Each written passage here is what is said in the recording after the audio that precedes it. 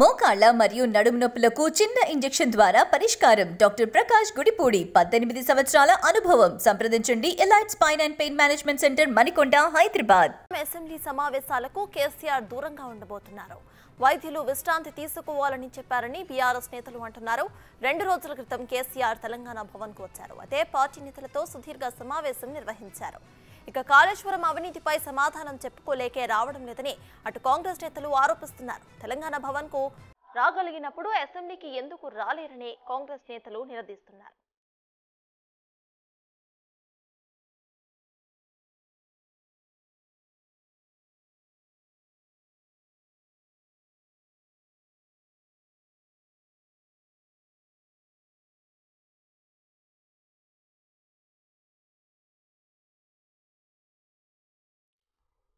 Assembly సమావేశాలకు కేసీఆర్ అయితే దూరంగా ఉండబోతున్నట్టు సమాచారం అందుతోంది. ఇదే విషయంపై పూర్తి అప్డేట్స్ మా ప్రతినిధి సైదులు అందిస్తారు.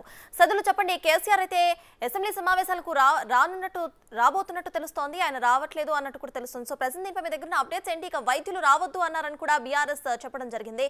అయితే కాంగ్రెస్ కూడా అటువైపు కావాలని రావడం లేదు అని కూడా చెప్తున్నారు. సో దీన్ని ఎలా చూడొచ్చు అంటారు?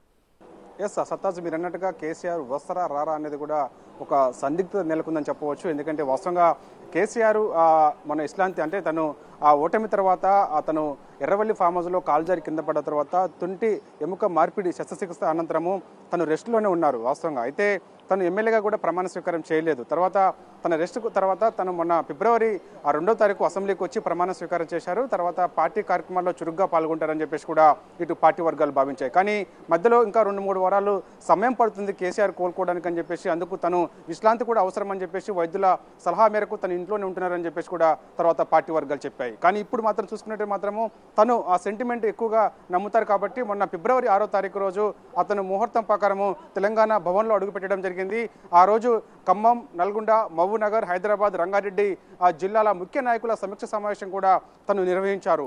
ఈ నెల 13న నల్గొండలో భారీ నిరసన సభ ఏర్పాటు చేయాలని చెప్పేసి కృష్ణా జలాల అంశానికి సంబంధించి ఆ కృష్ణా రివర్ మేనేజ్మెంట్ బోర్డుకు సాగర్, శ్రీశైలం 2 ప్రాజెక్టులను కూడా ఇటు కాంగ్రెస్ పార్టీ అప్పగించి సంతకాలు చేసిందని చెప్పేసి ఒక నిరసన తెలపాలని చెప్పేసి కూడా దానివల్ల తెలంగాణ రాష్ట్రానికి ఎడారిగా మారుతుందని చెప్పేసి కూడా తను ఆ సమీక్ష సమావేశంలో వెల్లడించారు. తర్వాత సమీక్ష సమావేశంలో తను మాట్లాడిన తర్వాత వరుసగా నేను పార్టీ కార్యక్రమాల్లో ఇక నుంచి చురుగ్గా పాల్గొంటానని చెప్పేసి కూడా కార్యకర్తలకు ఒక సందేశం ఇచ్చారు. అయితే వాస్తవంగా అతను ఈరోజు అసెంబ్లీ సమావేశానికి హాజరు కావాల్సి ఉండే, కానీ తను హాజరు కావట్లేదని చెప్పేసి కూడా పార్టీ వర్గాల నుంచి మనకు సమాచారం అందుతుంది. ఎందుకంటే చూసాం మనము మొన్నటి వరకు కూడా పార్టీ కార్యక్రమాల్లో చురుగ్గా పాల్గొన్న కేసీఆర్ ఈరోజు ఎందుకు బడ్జెట్ సమావేశాలకు హాజరు కావట్లేదు, హాయిగా వచ్చి కూర్చుని అసెంబ్లీలో గవర్నర్ ప్రసంగం వినొచ్చు కదా అని చెప్పేసి కూడా కాంగ్రెస్ పార్టీ చెప్తుంది. కానీ ఇటు బీఆర్ఎస్ పార్టీ వర్గాలు మాత్రము అమావాస్య ఉండడం వల్ల కేసీఆర్ రావట్లేదని చెప్తున్నారు. కానీ వాస్తవంగా చూసుకున్నట్టు మాత్రము ఒక ప్రధానమైన అంశం చర్చకు వస్తుంది.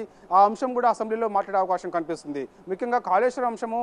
కాళేశ్వరంకి సంబంధించి ఒక 2 టీఎంసీల వాటర్ అంటే గోదావరిపై కట్టినటువంటి కాళేశ్వరం ప్రాజెక్ట్ ఏదైతే ఉందో రోజుకు 2 టీఎంసీల వాటర్ కోసము 1,00,000 కోట్ల రూపాయలు ఖర్చు పెట్టి ఇవాళ వృధా చేశాడని చెప్పేసి కూడా కాంగ్రెస్ పార్టీ భావిస్తున్న నేపథ్యంలో ఖచ్చితంగా ఈ బడ్జెట్ సమావేశంలో కాళేశ్వరం ప్రాజెక్టుపై చర్చకు సిద్ధమా అని చెప్పేసి కూడా ముఖ్యమంత్రి రేవంత్ రెడ్డి కేసీఆర్ను సవాల్ విసిరారు. కానీ ఆ సవాలును స్వీకరించలేకే ఇవాళ కేసీఆర్ బడ్జెట్ మన అసెంబ్లీకి అడుగు పెట్టట్లేదని చెప్పేసి కూడా ఇటు కాంగ్రెస్ పార్టీ చెప్తుంది.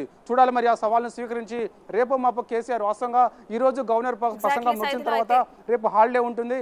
వెల్లుండి నుంచి వరుసగా మళ్ళీ బడ్జెట్ సమావేశాలు కొనసాగుతాయి కాబట్టి సో ఈ ఎల్లుండి నుంచి ప్రారంభమయ్యే బడ్జెట్ సమావేశాలకు సంబంధించి అంటే ఈ రోజు గవర్నర్ ప్రసంగం ముగిసిన తర్వాత రేపు హాలిడే ఉంటుంది. ఎల్లుండి నుంచి వరుసగా మళ్ళీ కంటిన్యూ అవుతుంది కాబట్టి సో ఎల్లుండైనా కేసీఆర్ హాజరవుతారా లేదనేది కూడా ఒక సందిగ్ధత నెలకొంది. చూడాలి మరి ఇటు ముఖ్యమంత్రి రేవంత్ రెడ్డి ఇచ్చిన సవాలుకు సంబంధించి కేసీఆర్ అసెంబ్లీలో అడుగు పెడతారా లేదా అనేది కూడా మనకు తెలియాల్సి ఉంటుంది. సర్తాజ్, ఎగ్జాక్ట్లీ సైతులు మీరు చెప్పినట్టు కాళేశ్వరం అవినీతిపై సమాధానం చెప్పుకోలేకే ఆయన రావట్లేదు అని కూడా కాంగ్రెస్ ప్రభుత్వం చెప్పడం జరిగింది. అయితే బీఆర్ఎస్ దీన్ని ఎట్లా తోసిపుచ్చే అవకాశం ఉందనుకోవచ్చు?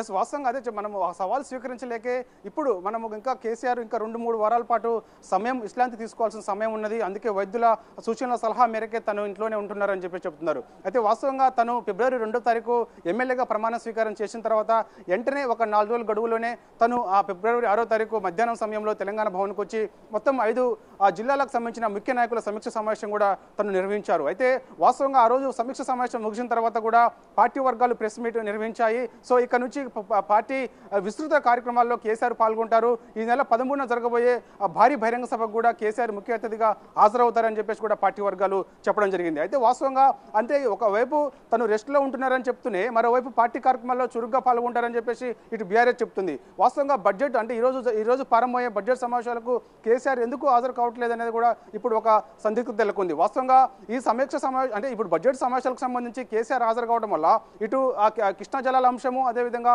కాళేశ్వరం ప్రాజెక్టు అంశము ఇవన్నింటిని కూడా ప్రస్తావనకి వచ్చే అవకాశం ఉంది. కాబట్టి ఆ సవాళ్ళను కాంగ్రెస్ పార్టీ ఇసిరే సవాళ్ళను కేసీఆర్ స్వీకరించలేడని చెప్పేసి అందుకే రావట్లేదని చెప్పేసి కూడా కాంగ్రెస్ పార్టీ చెప్తుంది. చూడాలి మరి ఖచ్చితంగా ఈ బడ్జెట్ సమావేశాలకు సంబంధించి ఇప్పుడు జరగబోయే ఈ సమావేశాల్లో కేసీఆర్ హాజరవుతారా లేదా అనేది కూడా మనకు తెలియాల్సింది. ఏదేమైనా సరే ఒకవైపు పార్టీ కార్యక్రమాల్లో పాల్గొంటారని చెప్తున్న బీఆర్ఎస్ పార్టీ వర్గాలు ఇప్పుడు ఎందుకు బడ్జెట్ సమావేశాల్లో పాల్గొనట్లేదని చెప్పేసి కూడా ఒక ప్రశ్నగా మారింది. కాంగ్రెస్ పార్టీ కూడా అదే చెప్తుంది. చూడాలి మరి సత్తాజ్ మరి కేసీఆర్ హాజరవుతారా లేదా అనేది కూడా మనకు తెలియాల్సింది. ఏదేమైనా సరే కేసీఆర్ ఒకవైపు పార్టీ కార్యక్రమాలకు సంబంధించి ఈ నెల 13న జరగబోయే నల్గొండ బహిరంగ సభలో పాల్గొంటారని చెప్తూనే మరోవైపు ఇక్కడ ఉన్నటువంటి ఈ రోజు ప్రారంభమయ్యే సమావేశాలకు సంబంధించి అమావాస్య అడ్డంకి ఉండడం వల్లనే కేసీఆర్ హాజరు కావట్లేదని చెప్పేసి కూడా ఇటు బీఆర్ఎస్ పార్టీ చెప్తుంది. సత్తాజ్ రైట్, థ్యాంక్ యూ సైదులు.